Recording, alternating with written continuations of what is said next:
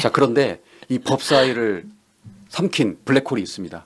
그러게요. 예, 다름 아닌 오세훈, 명태균 두 사람이 만났습니다. 특검에서 연락이 와서 오세훈 시장과 11월 8일 10시에 특검에서 대질 질문을 한답니다. 저는요, 교도소에 구속돼 있었습니다. 그래서 저는 TV나 뭐 이런 휴대폰이나 뭐 인터넷을 할 수가 없어요. 그래서 오세훈 시장이 고발을 했습니다, 저를. 예. 저는 지금도 오세훈 시장이나 홍준표를 고발한 게 한 개도 없어요. 아니, 같이 일을 하면서 도왔는데 무슨 고발을 해요, 쫀쫀하고로. 예? 아니, 그러니까 그런데 제가 그때 증언을 해요. 증언을 하고 검찰에서 그걸 다 조사를 받습니다. 근데 그 뒤에 황금범 포렌식을 하는데 제가 말한 오세훈과 관련된 내용들이 다 나옵니다. 예. 오세훈 시장이 여태까지 저를 2번 만났다. 아니다. 내쫓았다. 캠프에 어떻다. 다 거짓말 아닙니까? 몇 번 만나셨어요, 그러면? 7번 만났어요. 7번. 예. 예, 5월까지는 검찰에 수사를 했고 그 이후에 최근에 검찰로 수사가 넘어갔는데 그 5월 달에 제가 검찰에 강력하게 요청했던 것은 명태균과의 대질신문이었습니다. 당시에 이루어지질 않았습니다. 근데 이번에 특검에서 대질신문 신청을 받아들여 주셨습니다. 예, 예. 그거는 그래서 뭐 11월 8일 날 이제 대질신문을 드디어 하게 되는데 명태균 씨도 마찬가지겠지만 저도 이 자리에서 사실관계에 대해서 이야기를 하게 되면 알겠습니다. 전 사실 대질신문에서 제가 밝히고 싶은 게 많습니다. 그걸 여기서 미리 제 미천을 이용할 이유가 없기 때문에 오늘은 뭐 좋습니다. 재판 전략이다 이런 뜻이시네요. 네, 그러니까 저에게 사실관계에 대해서 물어보시더라도 그 사실관계 아니, 한번에서 2번 만났는데 무슨 뭐 할 얘기가 많습니까? 그러니까 쟁점에 대한 그거는 이미 드러난 쟁점인데 답변을 의원님 안 하신 걸로 말씀에 알겠습니다. 제가 답변을 자제할 자, 수밖에 없다는 점 네, 양해해 자, 주시기 바랍니다. 예, 자, 2021년 서울시장 보궐선거 당시 그 명태균 씨가 여론조사 등의 방식으로 오세훈 당시 후보를 도왔다라는 의혹이 집중적으로 지금 나왔는데, 자, 누가 거짓말인지 모르겠습니다. 분명히 둘 중에 한 명은 거짓말입니다. 한 사람은 2번 만났다, 다른 사람은 7번 만났다. 예. 그런데 사실은 오세훈 시장 나와가지고 입국닷 했잖아요. 그렇죠. 예. 본인 8일에 대지신문 있기 때문에 사실관계 말할 수 없어. 그러면서 아무것도 대답을 안 했어요. 예. 근데 의외로 명태균 씨 사실은 뭐 허정성세가 심하다. 그래서 우리가 반신반의하는 인물이긴 하지만 7번 오세훈이랑 만나면서 그 장소에 대한 구체성 이런 것들이 상당히 신빙성이 있어 보였다는 거죠. 실제로 그러면은 그 서울시장 되는 과정에서 명태균이 도왔냐, 돕지 않았냐 이런 부분에 있어서 앞으로도 특검에서도 이제 조사가 이루어지긴 할 텐데 명태균의 주장은 그거예요. 아니 김종인도 오세훈 안 된다 그랬다. 근데 내가 판 짜가지고 안철수랑 단일화하면서 그렇게 해서 당선시킨 거야라고 주장을 하고 있고요. 오세훈한테 딱 질문을 했잖아요. 민주당 의원이. 그래서 명태균 씨 도움 받았어요? 안 받았어요? 예. 받은 적 없습니다. 그랬더니 명태균이 확실하게 위증했네요. 이렇게 했어요. 오히려 사실은 질문을 고마워하더라고요. 위증했다는 식으로. 그러니까 이게 사실 국감에 출석한 서울시장 거기서 발언 하나하나가 나중에 다 고발될 수 있고요. 위증죄로 처벌될 수 있는 부분이기 때문에 매우 신중하게 있는 그대로 답변을 해야 된다는 거 우리 모두 다 알고 있는 부분이잖아요. 네, 명태균 씨와 오세훈의 공방 이런 부분에서의 약간의 그런 국민들의 관심이 사실 꿀잼이었죠. 예. 예, 그런 부분에 있어서 명태균 씨는 상당한 자신감을 보였고 또 사실은 오세훈 씨가 명태균 씨가 잠깐 사라진 사이에는 또 엄청나게 답변을 했다고 해요. 그래갖고 예. 보니까 윤건영 의원도 아니 되게 치졸하다 오세훈. 어떻게 명태균 앞에서는 입국닷 하다가 명태균 없어지니까 본인 하고 싶은 말 그대로 다 하냐. 이런 부분에 있어서도 비판을 했고요.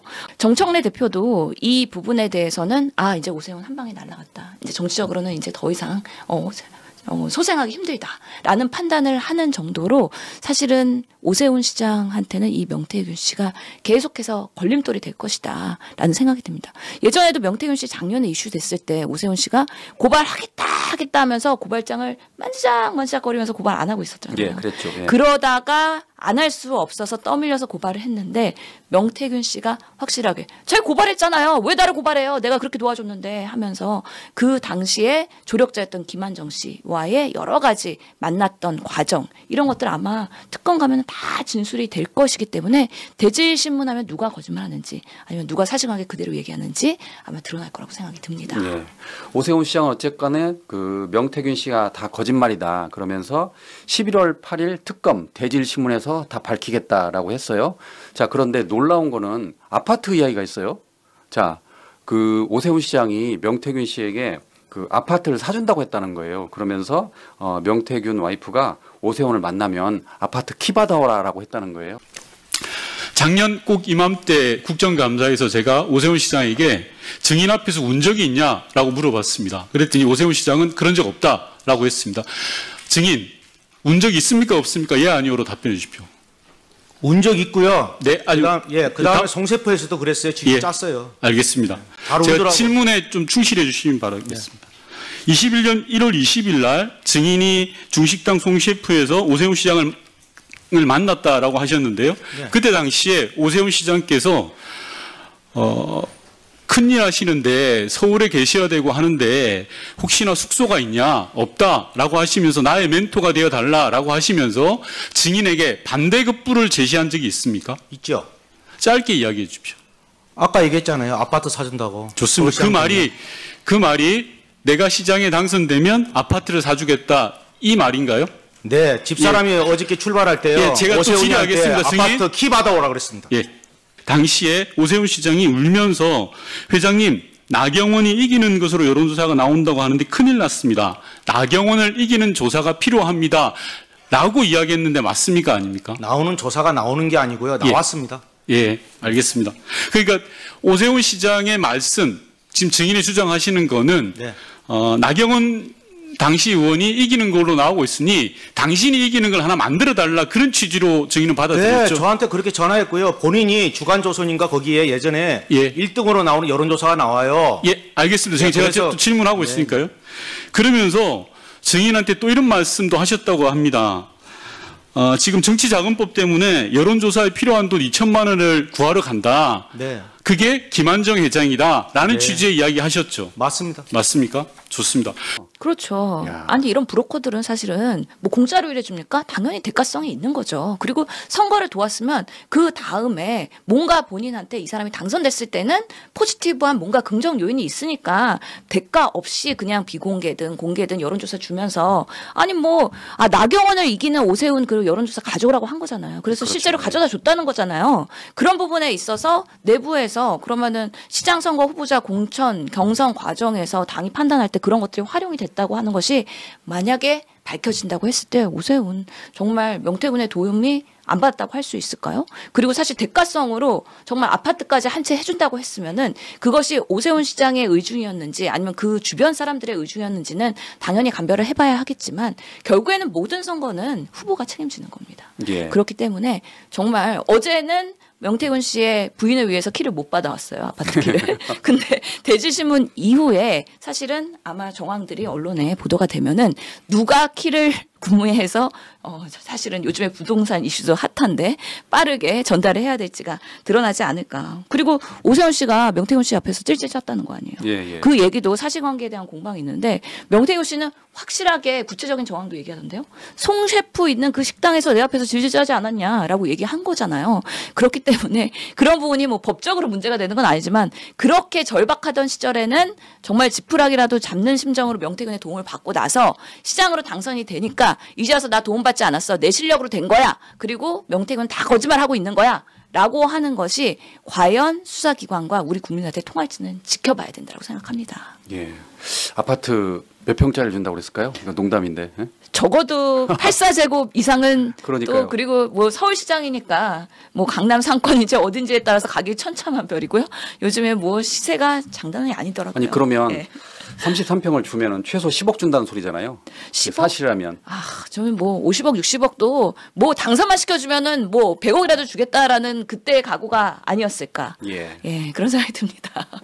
특검의 수사가 시작되면 정말 오세훈 시장 떨 것 같습니다. 그러니까요. 명태균 씨가 정말 오랜만에 다시 재등장한 거예요. 그만큼 김건희 특검이랑 여러 특검에서 중요한 것들이 워낙 많았기 때문에 이제야 명태균 씨 뭐 재판이나 아니면 특검에서의 조사가 이제 활성화될 것으로 보이는데 사실은 지금 내년에 지방선거가 있기 때문에 국민의힘에서 누가 후보가 되느냐 이거는 초유의 관심사잖아요. 그렇죠. 예. 아니 오세훈 시장이 사선 서울시장인데 2006년부터 서울시를 그렇게 관장을 했어요. 그런데 아직도 국민의힘에서 오세훈만한 대항마가 없다는 거잖아요. 나경원 후보가 나오고 싶어 하긴 하지만 쉽지 않을 것 같고. 그래서 오세훈으로 밀 가능성도 있는데 최근에 뭐 한강버스 거꾸라졌죠. 그리고 강남 3구의 토어제 풀었다가 다시 쪼이면서 또 강남 집값 올려놨죠. 여러 가지 실책이 있기 때문에 지금의 서울시장의 후보로서 오세훈이 뭔가 적정하냐 이런 부분에 있어서 국민의힘은 정말 사람 없구나 라는 생각을 하게 되는 또 한 모습입니다. 그러니까요. 그러니까 오세훈 시장의 명줄은 지금 명태균 씨가 잡고 있어요. 그러니까요. 우선 오세훈 시장께 묻겠습니다. 이제 증언에 의하면 명태균 증인으로부터 선거를 도움을 받은 것으로 말씀하시는데 선거 도움을 받으셨습니까? 선거 도움 받은 거 없습니다. 네, 받은 거 없으시고요. 받은 거 없다고요? 네. 예. 그리고 이제 그 언론 보도에 의하면 명태균 증인을 지칭해서 사기꾼 또는 정치 사냥꾼이라고 얘기한 적은 있죠. 저에게 줬다고 명태균 씨 측이 주장하는 12번의 미공표 여론조사는 저희에게 들어온 적도 없고 저희 선거 전략을 짜는데 활용된 바도 없습니다. 아니, 제가 질문한 것은 전부 다 김종인, 지상욱 갖다 줬다 이렇게 이야기를 하지 않습니까? 잠깐만요, 시장님. 그 사기꾼 또는 정치 사냥꾼이라고 얘기한 적이 있습니까? 언론 보도는 저희가 봤는데. 그런 취지로 얘기한 것 같습니다. 네, 네. 명태균 증인께 묻겠습니다. 감사합니다. 방금 전 오세훈 시장께서는 도움을 받은 적이 없다. 위증하셨네요. 네. 어떻게 도와주셨습니까? 그 내용이 길어요. 그래서 제가 페이스북에다가 이해를 못해서 짧게 몇 가지만 안철수하고 단일화부터 해서 예. 그 작전을 다 짜고 그게 지상욱하고 다 나오고요. 이분이 여론조사와 관련 자기 받은 게 없다는데 제가 오세훈 시장을 만나러 가면서 오세훈 통화하고요. 문자 보내고요. 그다음에 거기에 강혜경하고 그다음에 강혜경이하고 서명훈이하고 보내서 내가 빨리 해서 그 통계표 50만 원 주고 서명훈이한테 빨리 그거 해라. 그래서 서명훈이가 그 부분이 좀 부족하다 해서 그럼 알바라도 구해라. 오세훈 시장 기다리고 있다. 다 나와요. 네, 알겠습니다. 네. 고맙네요. 제가 볼 때 질문 잘하셔서 위증했네요. 예. 네. 명태균 증인 답변 안 하실 줄 알았는데. 몇 번 만나셨어요? 오세훈 시장을? 저는 제가 정확하게 제가 구속되니까 내가 말하는 것은 진실이 아니에요. 내가 기억하고 입증해야 그게 진실인데 내가 입증하고 증인이 있는 게 7개예요. 7개다? 네. 그것 말고도 더 있다? 그거는 제가 얘기해봐야 제가 입증 못하면 제가 진술의 신뢰성이 없더라고요. 제가 구속돼 보니까. 그래서 제가 증인을 세울 수 있고 문자가 있고 주고받은 게 있고 다 있어요. 그게 7건이에요. 알겠습니다. 그 증인께서는 선거에 도와줬는데 사기꾼, 정치 사냥꾼 취급받으셔서 매우 화나신 거죠? 아니 그럴 수 있어요. 자기가 자기 위치가 그러니까 그럴 수도 있는데 세상에 나를 어떻게 고발을 해요. 배후방덕도 유분수지. 그 금수마도 못한 거 아니에요? 네, 알겠습니다. 그리고 사기꾼이 뭘 사실 쳤어요? 내가 이득 본 게 있어요? 정말 쥐락펴락하고 있는데 명태균 씨가 예전에 언론에서도 보도할 때 내가 구속되면 한 달만에 이 정권 무너져라고 얘기했었잖아요. 근데 정말 실제로 무너졌잖아요. 했잖아요. 그리고 내가 바라는 거, 내가 지금 알려져 있는 거 정말 사실관계에서 20분의 1밖에 안 돼라고 얘기했거든요. 그래서 아직까지도 많은 것들이 너무 많아서 드러나지 않고 있는 것들이 많다. 그래서 수사나 조사가 이루어졌을 때는 새로운 사실들이 좀 드러날 수 있지 않을까라는 생각을 합니다. 정말 그 오세훈 씨가 억울하다고 하면 오세훈 시장이 억울하다고 그랬으면 당당하게 얘기했겠죠. 그리고 처음부터 고발 투척했을 거예요. 근데 지금 명태균의 하는 모습, 대응하는 모습, 논리 이런 거 보면서 본인도 대응 논리 짜고 있는 것 같아요. 그러다 보니까 좀 입국닷하고 주저주절 고발도 조금 지연되고 막 그랬던 거 아닌가라는 생각이 들어서요. 지금의 상황의 추이를 좀 잘 볼 필요가 있다라고 생각합니다. 자, 이번에는 그 나경원 의원 아들의 입시 그 관련 내용을 살펴보도록 하겠습니다. 국정감사에 나온 내용인데 박은정 의원이 이렇게 아주 강하게 질책한 내용입니다. 내용인즉슨 나경원 아들 입시 비리에 무혐의를 준 검사 등장, 이 내용입니다. 자, 22년 서울중앙지검 형사부장이었던 이남흠 당시 부장검사가 25년 7월 올해 의정부 지검장으로 승진해서 갔습니다. 그런데 박은정 의원 말에 따르면 그 이남흠 부장검사, 현재는 이제 의정부 지검장이죠. 이 이남흠 의정부 지검장이 나경원 의원 아들의 입시 비리에 대해서 피의자 조사하지 않고 그다음에 압수수색도 한 번도 하지 않고 무혐의 처리했다는 거예요. 그리고 부모인 나경원 의원과 김재호 그 법원장을 단 한 차례도 부르지 않았다. 그러니까 이 이남흠 지검장이 별다른 반박을 하지 못해요. 저는 문제가 있다고 생각합니다. 의정부 지검장님 나와주세요. 2022년 6월 달에 중앙지검 형사 7부장으로 계셨습니까? 예, 2022년 그때 있었죠? 6월 달에 예, 있었습니다. 나경원 의원 아들 입시 비리 사건 그때 담당하셨죠? 예. 네. 그때 13개 사건, 13개 입시 비리, 조용히 하세요! 13개 입시 비리 사건에 대해서 중앙지검은 나경원 의원 입시 비리 사건에 대해서 제대로 수사를 안 했습니다. 압수수색도 안 했고 피의자 조사도 안 했어요. 중앙지검이 12개에 대해서 수사를 제대로 안 했습니다. 무혐의 처분을 했습니다. 그런데 마지막으로 이만은 부장검사가 나경원 의원 아들 어떤 사건인가 하면 2015년도 이탈리아 밀라노 국제전기전자기술자협회 의학생명공학회 국제학술대회에 연구 기여도가 없는 아들이 사저자로 등재된 포스터 업무방해 수사를 하셨고 이거 무혐의를 하셨어요. 그때 아들 조사하셨습니까?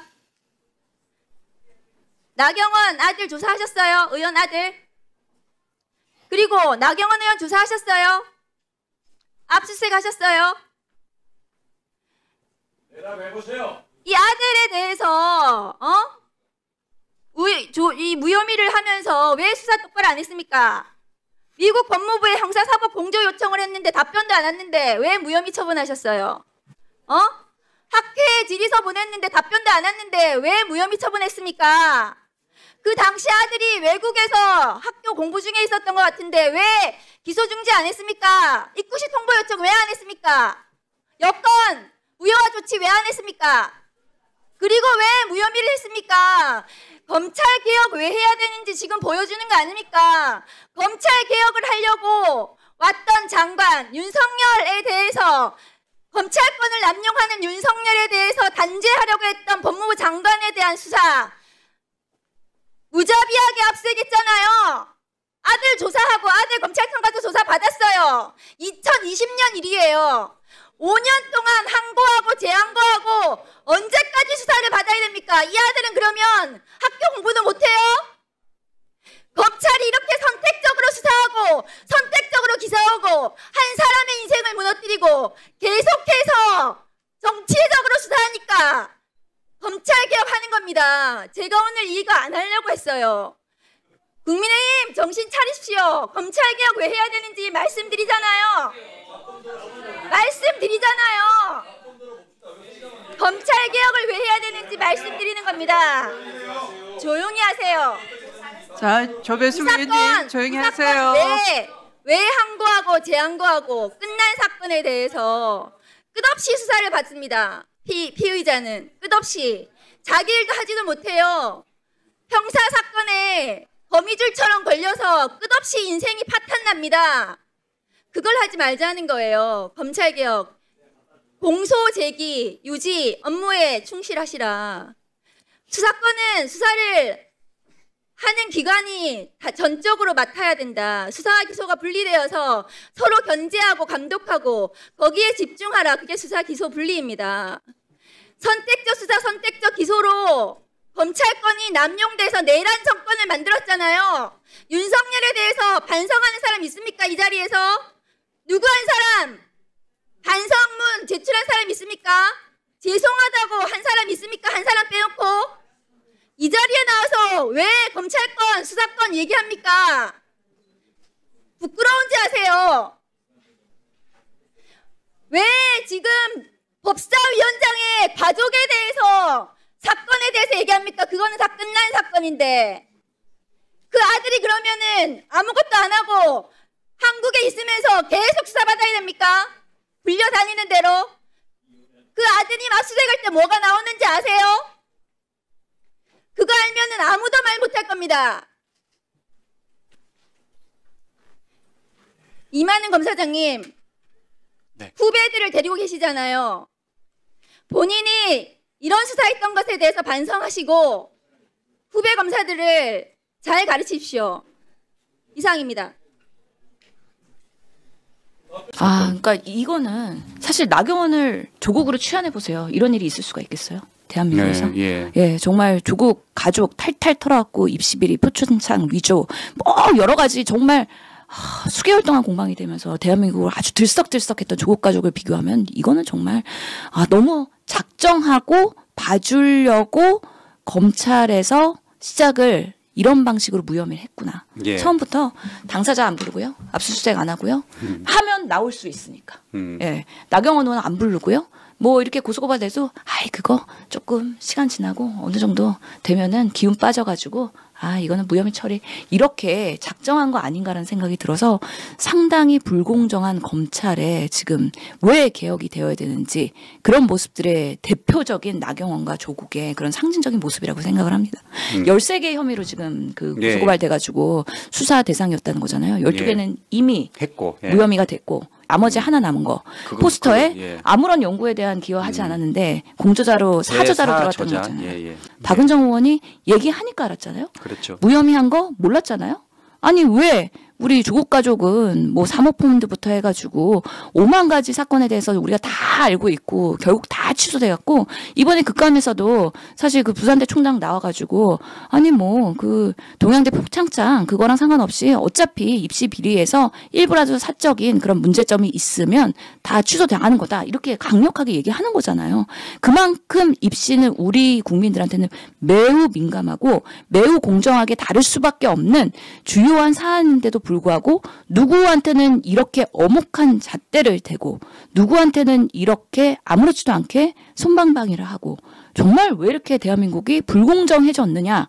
특히나 진보의 국회의원이냐 보수의 국회의원이냐 그거에 따라 이렇게 처벌이 달라지는 거 아니냐라는 부분에 있어서 나경원 의원이 정말 그동안에 인생 참 잘 살았나 보다. 여기저기 청탁이나 로비나 재판 뭐 하여튼 간에 한동훈한테 부탁할 때도 보면은 여러 가지에 대한 부분들을 판사 출신이기 때문에 벅부라지처럼 무혐의 처리나 아니면은 그런 여러 가지 그런 농단에 있어서의 본인의 문제들은 잘 빠져나간 거 아닌가라는 면에서 씁쓸한 생각이 듭니다.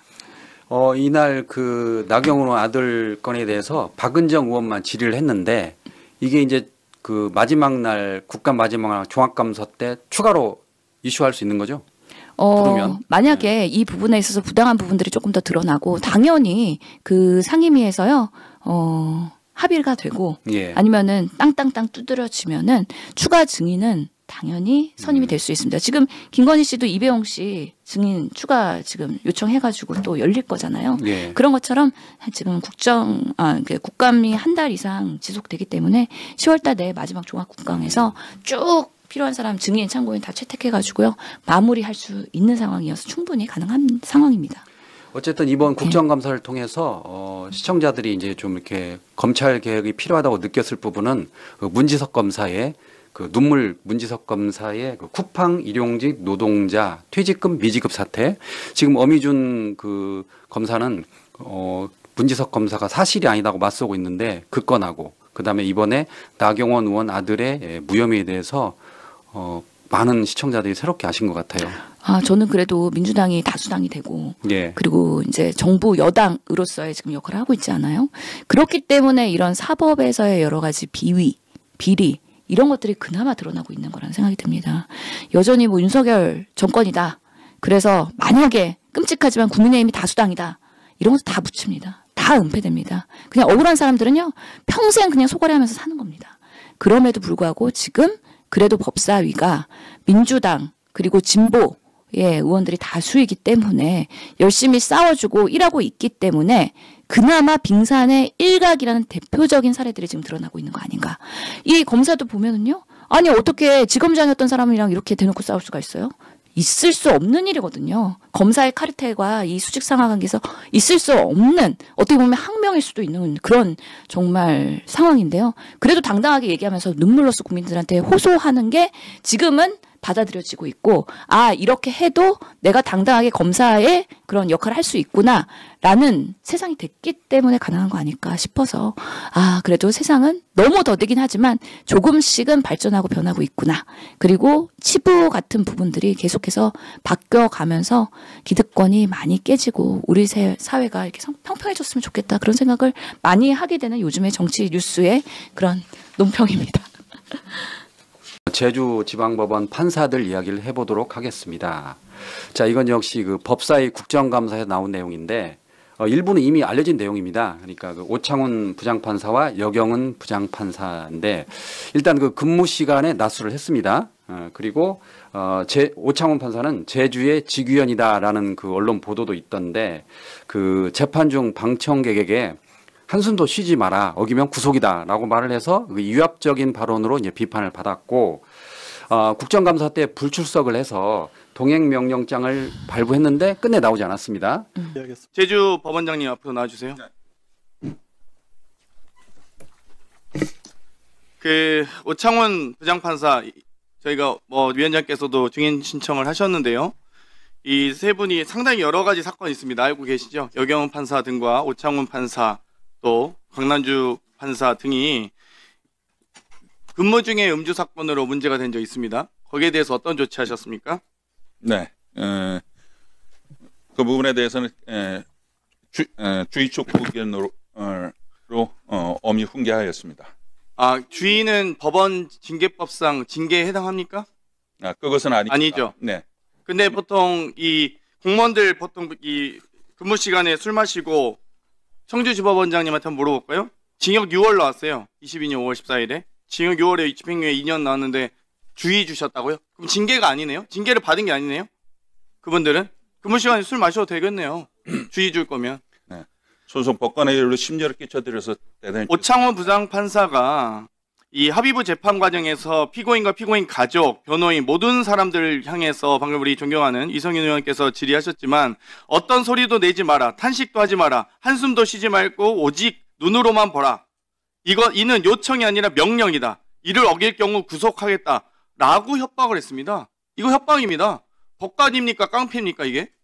이런 말씀을 하시면 안 되죠. 말씀이라고 하면 안 되고 말을 하면 안 되죠. 이런 날. 그렇지 않습니까? 네, 법정 언행에 있어서 좀 부적절한 이렇게 권위적인. 자, 그리고 이제 여경은 부장판사는 현재 뭐 평택에 있나 봐요. 여기 나왔는데 역시 근무 시간에 낮술을 했고 우리가 잘 아는 카톡 발언 그 애기 보러 갈까라고 이렇게 논란이 됐는데 지금 두 가지의 의혹이 있는 것 같습니다. 제가 혐의라고 표현하기는 어려울 것 같고 의혹이 있는 것 같은데 첫 번째는 2024년 6월 달에 근무 시간 중에 술을 마시고 그다음에 노래방으로 갔다가 불미스러운 일이 생겨서 경찰도 출동하고 이랬다는 거거든요. 네. 첫 번째 의혹은 거기에 대한 입장은 뭡니까? 네, 깊이 반성하고 있습니다. 사실인가요? 네, 그렇습니다. 근무 시간에 술을 마시게 된 경위가 어떻게 되죠? 직원 한 명의 그 환송 점심 모임이 길어져서 그렇게 되었습니다. 당일은 금요일이었죠? 네, 그렇습니다. 금요일 날 점심 먹으면서 술을 마시게 된 것 같고. 네. 그때부터 모임이 이제 술이 좀 취한 상태에서 노래방까지 갔던 건가요? 네. 그때 같이 갔던 사람이 오모 부장, 강모 부장 이렇게 같이 갔었던가요? 네, 그 직원분도 직원 한 명하고. 네. 그러면 부장 판사라고 하는 분 사는 사람 3명하고. 네. 직원 행정관이라고 한 사람 그렇게 4명이 간 거군요. 그렇습니다. 이 사실에 대해서는 증인은 완전히 사실을 다 인정하고 있군요. 네, 그렇습니다. 당연히 휴가도 내지 않은 상태였고. 휴가를 미처 못 냈습니다. 그거는 그냥 일과 시간에 근무를 하다 나가서 지금 점심부터 술을 먹다 이렇게 된 건. 점심 먹고 복귀할 생각이었는데 술이 과해져서. 평소에도 점심시간인데 이렇게 술을 자주 마시나요? 간단히 먹은 적은 몇 번 있습니다. 아, 간단히 먹은 적이라도 있으면 안 되죠. 지금 검찰이든 법원이든 점심시간에 술자리가 없어진 지가 언제입니까? 우리가 진짜 까마득한 옛날의 얘기라고 생각하는데 아직도 점심 때 술을 먹으면 되겠어요, 판사가? 네. 그 다음에 카톡 이거 있잖아요. 네. 오늘 2차는 쓱 애기 보러 갈까? 이게 애기란 게 무슨 뜻입니까? 특정 종업원을 지칭하는 이야기였습니다. 어디의 종업원이죠? 7080 라이브 카페의 종업원입니다. 그러면 거기에 근무하는 어떤 특정 여성을 가리킨 말인가요? 그렇습니다. 여기서 문제가 되는 것은 같이 카톡에서 대화를 나누고 있는 사람이 변호사라는 거잖아요. 맞습니까? 그렇습니다. 이 변호사는 제주에서 근무하는 변호사고요. 당시에는 그렇지 않았던 것으로 기억합니다. 당시에 그렇지 않았다는 것은 그때 당시에 어디 근무했죠? 서울에서 주로 근무하고 제주를 왔다 갔다 하는 것으로 알고 있습니다. 왔다 갔다 하는 건 사건 관계상? 네, 그렇습니다. 그러면 이분과는 안 지는 오래됐나요? 고등학교 동문 관계로 어렸을 때부터 아는 사이는 아니었고 7, 8년 전 정도부터 동문으로서 형 동생 하는 사이라는 건가요? 모임에서 보다가 예, 그렇습니다. 이게 그러면 이제 아무래도 이거 법원의 부장판사면 변호사하고 어울리는 것 자체가 이른바 청탁금지법 위반의 소지가 있고 그래서 대법원 행정처에서도 이걸 하지 말라고 법안 제정 당시에 법률 제정됐을 때도 이미 지침이 내려간 것으로 알고 있습니다. 그거 알고 있나요? 네. 그러면 이런 행동이 대단히 부적절하다는 것은 인정합니까? 네, 신중하지 못한 처신이었다고 깊이 반성하고 있습니다. 7080 카페라고 하는데 이른바 룸살롱이나 유흥주점인 것은 아닌가요? 룸이 없는 완전히 오픈되어 있는 공간이고. 자, 이 내용 어떻게 보셨습니까? 알고 계세요? 예. 애기라는 말은 유흥업소 종사자를 지칭하는 표현이래요. 예, 그 이야기 했습니다. 예. 국정감사에서. 원래 알고 있었어요. 저는 처음 알게 돼가지고. 대충 눈치는 챘는데. 뭐 본인이 찍어놓은 A급 뭐 그런 여성이 있나라고 했는데 그게 아니라 그냥 은어 같은 표현이라고 하더라고요. 예. 7080 라이브. 예, 참 제가 부장판사님한테 이런 것도 배우게 되고 정말 세상이 요즘에 어떻게 되고 있는지 정말 사법부가 특히 제주도라고 하면은 아무래도 지방이다 보니까 기강이 더 많이 해이해진 거 아닌가라는 생각이 들기는 싶은데 그럼에도 불구하고 어떻게 낮술을 한다. 그리고 사실은 뭐 직원이 또 해외로 연수를 가게 되는 상황에서 뭐 노래방을 간다. 이런 부분들이 대낮에 휴가도 안 내고 이루어지고 있다라는 게 우리가 생각하던 판사라고 하면 항상 올바지고 정말 정의의 중심에 사도로서 있고 어떠한 유혹에도 흔들리지 않고 강한 기계 이런 분들이 특히 법정은 저기 높이 있잖아요. 예. 그래서 재판하면은 판사님들이 들어오면 모든 사람이 일어납니다. 그만큼 권위를 존중해주고 존경한다는 그런 표시인 건데 그런 분들의 실상이 이렇다는 거는 가히 충격적일 수밖에 없는 것이에요. 실제로 그러면 근데 이 사건이 술 먹고 노래방 가고 조용히 묻힐 수도 있었잖아요. 근데 왜 이게 세상에 드러났느냐? 결국에는 노래방 갔는데 술 냄새 난다고 그 사장님이랑 실갱이가 있으면서 경찰에 신고까지 됐다는 거 아니에요. 그러다 보니까 이게 정말 문란, 정말 품위유지 위반으로 해가지고 이게 윤리위원회까지 올라갔는데 법원의 감사위원회가 이거를 경고라는 가벼운 징계를 하면서 더 문제가 되는 거잖아요. 결국에는 본인들 제 식구 감싸기, 솜방망이 처벌. 그래서 판사들은 낮에 술 먹어도 노래방 가도 애기 보러 가도 어떠한 문제도 안 되는 경고만 살짝 얻는 그런 상황으로 허용을 해줘 버린 거예요. 이거는 같은 판사로서도 되게 붕괴해야 되는 일이고 부끄러워해야 되는 일이라고 저는 생각을 하거든요.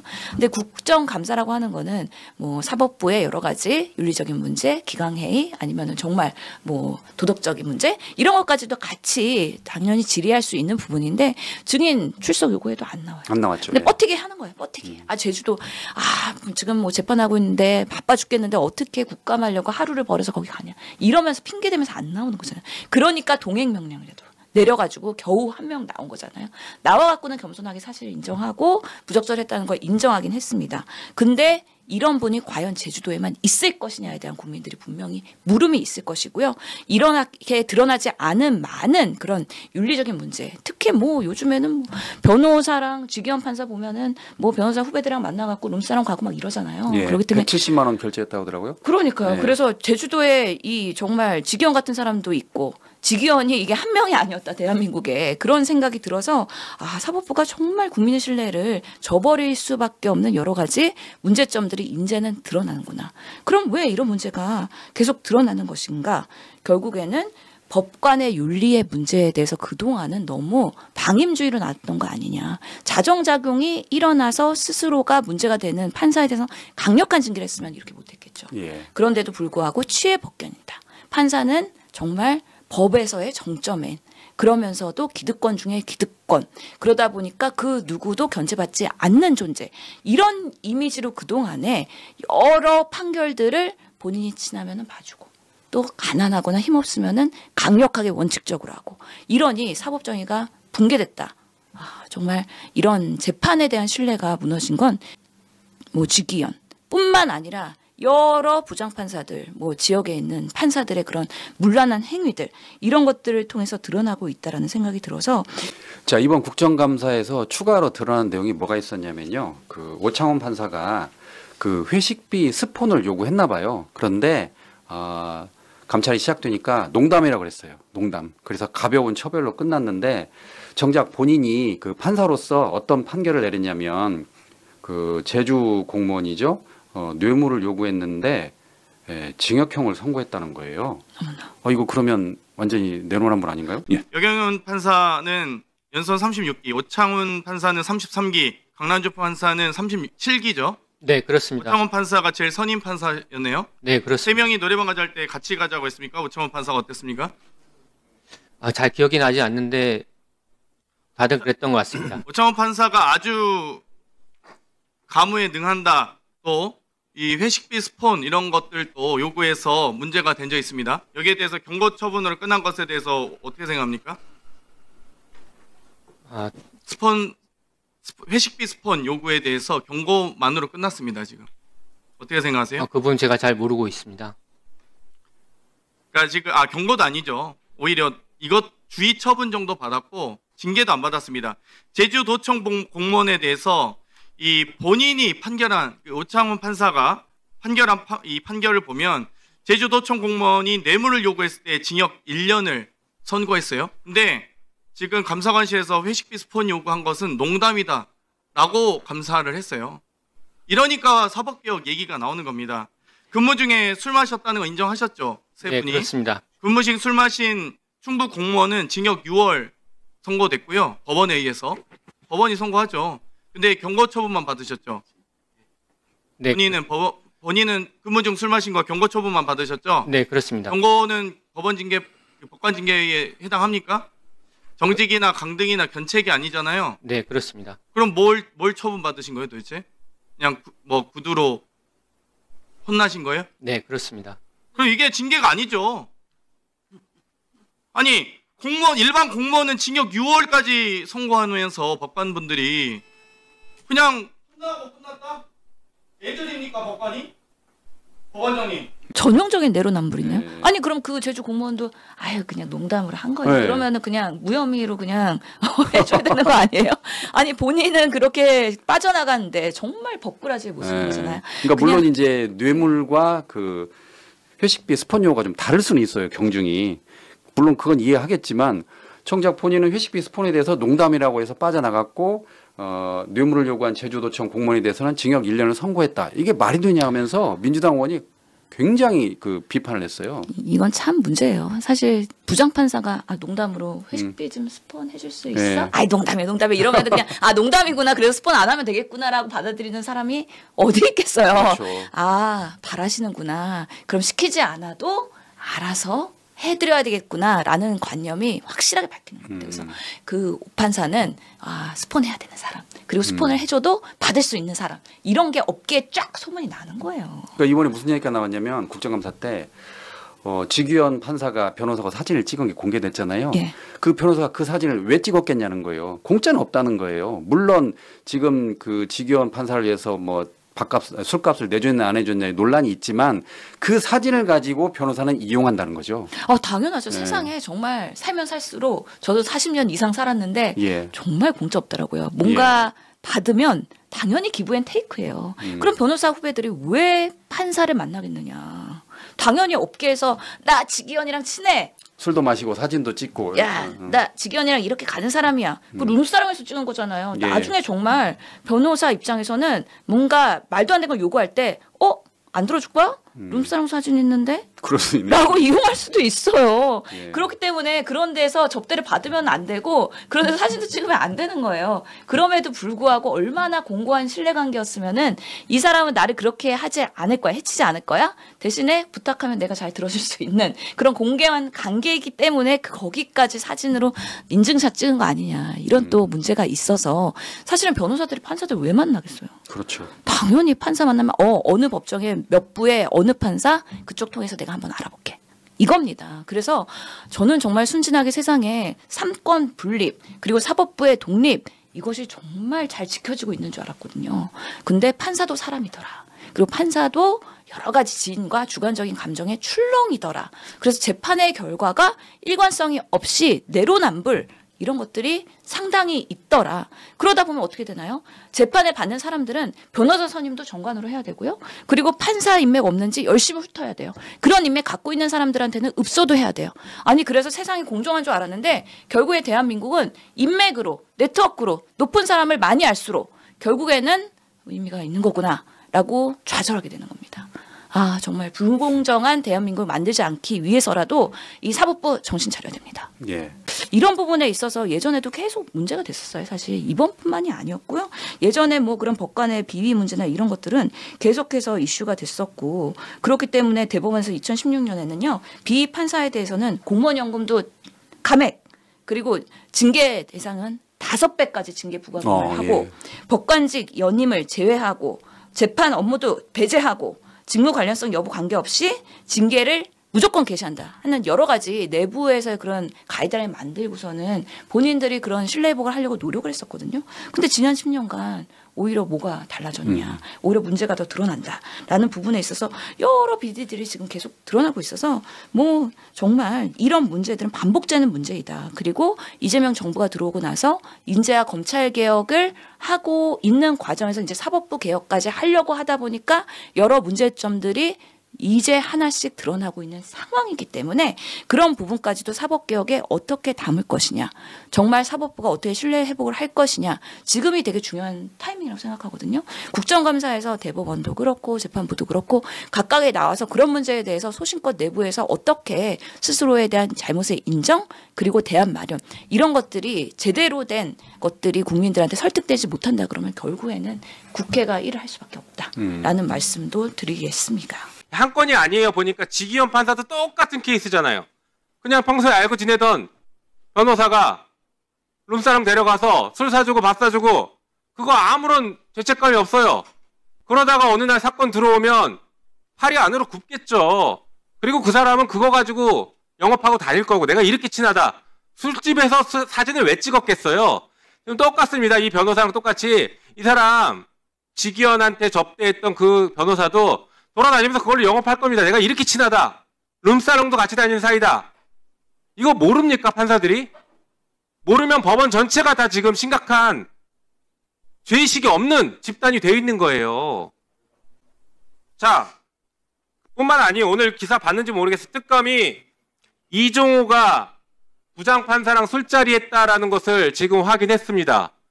이 기사 내용 보니까 주가 조작으로 재판을 받고 있는 이정필에 대해서 이종호라는 사람이 그 부장판사 만나서 로비하려고 만났고 술값을 받았다는 겁니다. 그때 그 부장판사는 여기서 등장하는 부장판사 만난 적 없다라고 지금 잡아뗐는데 웬걸 사진이 나와버렸습니다. 똑같아요. 지금 지기현 판사도 계속 아니라고 하지만 객관적인 증거 제대로 조사 안 했잖아요. 지금 증인은 술 먹고 난동 부렸다는 이거 하나로만 지금 억울할 수 있겠지만 실제 이렇게 법원에서 폭넓게 퍼져 있는 이 죄의식 없는 이런 무수적인 카르텔 그 안에 지금 중심에 있다라는 거 이해하셔야 됩니다. 인정하십니까? 반성하겠습니다.